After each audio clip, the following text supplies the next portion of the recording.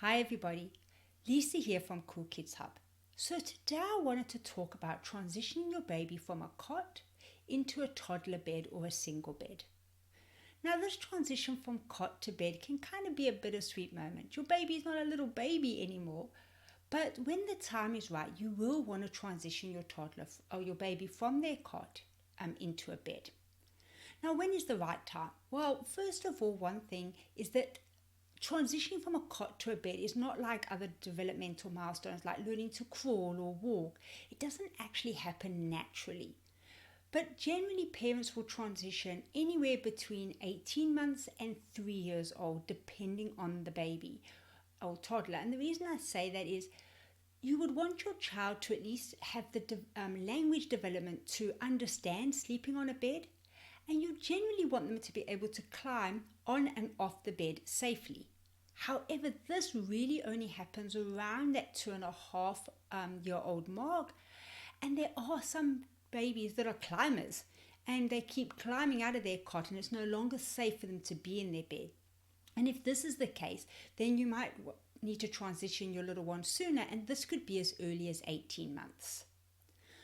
Now, there are also different reasons that you might be wanting to transition your baby from a cot into a bed. So the first reason may be you have a climber, and like I said, the little one keeps climbing out. Now, there are some things you can do to try and delay if your little one is quite young and you want to delay that transition. So first thing is lower the mattress if you haven't already done that inside the cot, making it more difficult for your little one to climb out.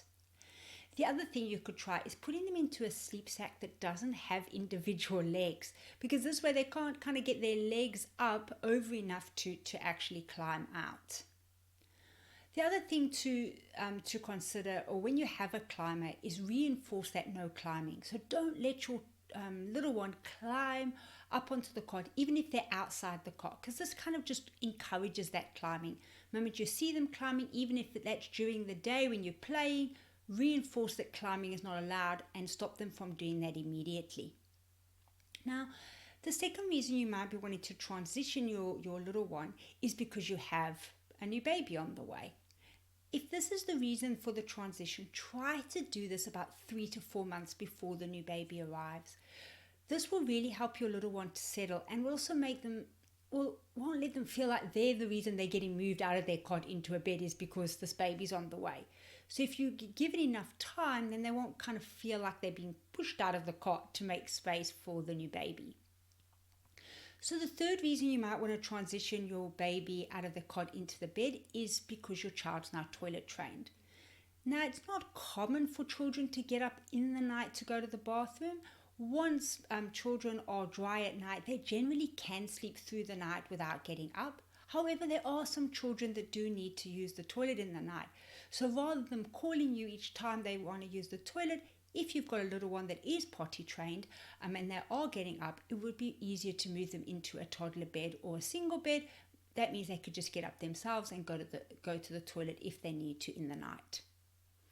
And then the fourth reason you might want to transition your baby from a cot to a bed is because you want to move them out of your room. Now, if you've been bed sharing up until this point and now you want to move your little one out of the bedroom and into their own room, provided that they are at least, like I said, between 18 months and 3 years, you might want to consider moving them out of the room and into their bed all in one go, as opposed to moving them, putting them into a cot in their own room, and then later on having to go through the next transition and moving them out of the cot into the bed. So if your baby is the right age and you're now wanting to move them out of your room, you might consider doing the room move and the bed move all in one go. Now, a lot of parents ask, should I get a toddler bed or should I just get a single bed? So a toddler beds are generally lower to the ground, which does help if your little one falls out. And trust me, it is going to happen that they are sometimes going to fall out of the bed. So that is obviously can be better. And there are some great toddler beds that actually convert into single beds. That's what I had for my little one. It actually went from a cot into a toddler bed into a single bed, and those are great because you can make that transition, and when they get a little bigger you can just convert the toddler bed into the single bed. regardless of what you choose, you should look at having a guardrail, and there's some great guardrails out there, and I'll put some links in the description below to some great guardrails. But alternatively, and honestly it's what I did, you could just use a pool noodle. I just put a pool noodle and I put it under the fitted sheet, and whilst it didn't, when my little one rolled against it, he kind of felt it and would roll back automatically. Now I'll be honest, there's a couple of times he fell out of the bed, and once I even found him under the bed sleeping, but generally it does actually work pretty well. So if you don't want to invest in a guardrail, that's a really easy alternative in place of that. So the other thing I want to talk about is safety. So before you make this transition from the cot to the bed, you want to make sure your little one's room is nice and safe. So the first thing is to make sure that the windows are locked, that your little one can't open a window and potentially fall out. This obviously differs for each person depending on your house and where your windows are and things like that. Like we were lucky in my son's room, the window is actually up high. He couldn't actually reach it when he was that small. But have a look at your own house, and if your windows are easily accessible, make sure that they're locked so it's safe for your little one.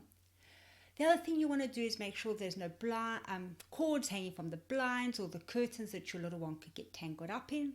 Take anything that's really small that your little one could reach if they do get up and potentially ingest and choke on out of the room. Also, if you've been keeping things like, nappy changing ointments and all the medicines and things like that in the room when your little one hasn't been able to reach them, now would be the time to move those out of the room into a safer place. Again, if your little one gets up, you don't want them to be able to reach medicines and creams and potentially ingest anything that could be dangerous to them. The other thing is make sure you've got covers on all your outlet points. And then finally, you might want to consider a safety gate. Now, either that might be on the bedroom door itself, or you might have a safety gate at the top of your stairs if you're in a multi-storied place, just so that if your little one gets up, they can't potentially fall down the stairs. Now, once you've got your mattress up on the bed, the other thing you want to do is just check there's no really big gaps that your little one could fall in between and get trapped. Obviously, the bigger they get, the less of an issue this does become. And if your baby is under 2 years old and you are transitioning them into the bed, you still need to keep pillows and really heavy blankets out of the bed. As your little one gets bigger, you can introduce a pillow, but it's best to get a toddler pillow when they're small because this is a better height for them. So as your little one kind of gets to 2 and beyond, you can start introducing that. But like I said, have a toddler pillow. So what are some tips? Because I know a lot of parents get very concerned now they're going to move their little one out of this cot into the bed, and they're worried that their little one's going to be upset and get up in the night, etc. So I want to give you some tips to help to make this transition a little bit smoother. So first, tip number 1 is get your little one to help you set up the bed. This will really let them take ownership of it. So get them to help you set it up. Also set this bed up before the day that you've planned to actually potentially put them in the bed. So this will give you a way, you can sit on the bed and read on the bed, play in the room, practice climbing on and climbing off of the bed. This way your little one is familiarizing themselves with it, and you can keep talking about this being their bed. This is your bed now. It just kind of gets them used to it before you actually move them into the bed. Now, if it's practical, tip number 2 is to pack away the cot. Now, obviously, if you've got a little one on the way, that maybe is not practical, but it would be ideal because this way you're actually packing the cot away. There is no cot for them to go back into. And then when your little one asks for the cot, you can say, remember, we packed the cot away. You're in your big boy or big girl bed now, and the cot has been packed away. If it's not practical to pack the cot away, then at least maybe strip the bedding, pack up the mattress and all the sheets and everything else together. This way your little one will see that's the end of the cot and he or she is now in their big boy bed or big girl bed. The other thing you can do, to tip number 3, is let them help you select the bedding. This way they can really get involved. I know my son was so excited when we went to choose, because at that time he was so into Thomas the Tank Engine, and we chose Thomas the Tank Engine bedding, and he was so excited. So let them get involved in that. It can just make them feel like this is theirs if you do that. Tip number 4 is stick to your bedtime routine. So yes, things are going to be different, but you want to keep consistency where you can. So keep that bedtime routine. This way, your child won't feel like there's too many changes. Everything else is the same, yet they will just, be now going into a bed as opposed to into a cot. Tip number 5 is let them use a nightlight if they're really anxious. Now, whilst that is a tip, my recommendation would be don't just offer a nightlight if your little one doesn't ask for it because you're worried they're going to be anxious. Just see how they go first, because children do sleep better in the dark. And if your little one's not asking for a nightlight, don't introduce something that you don't need to. However, if your little one is starting to get anxious and they ask for a nightlight, then yes, consider putting a nightlight into the room just for while they fall asleep. You can turn it off once they're asleep, but this might just help them feel a little bit less anxious about the move. Tip number 6 is consider potentially moving bedtime earlier just for a few days during this time period. So you'll still follow your same bedtime routine, but allow for the fact there might be a little bit of resistance and they might get up a couple of times, and this way you won't throw out the whole nighttime sleep, because you'll have those extra minutes up your sleeve, so to speak, to kind of help them to settle into their bed. So tip number 7 is perhaps choose a weekend for the move. And the reason I say this is if your little one's got to go to daycare the next day and you've got to go off to work, if the night doesn't go as well as you would hope, they may be a little bit tired and need to have an extra nap the next day. And if it's the weekend, then you're able to be a little bit more flexible than if you would if they were going back to daycare and you were going back to work. So tip number 8 is don't rush in the morning. So in the mornings, they've slept through the night. Maybe you hear them get up and you hear them starting to play. Don't just rush in there. Let them play for a few minutes. This starts to build their independence and also build their independent play. And it's really good for them. Now they can get up. Let them start getting that independence so they can get out the bed and perhaps play for a little bit.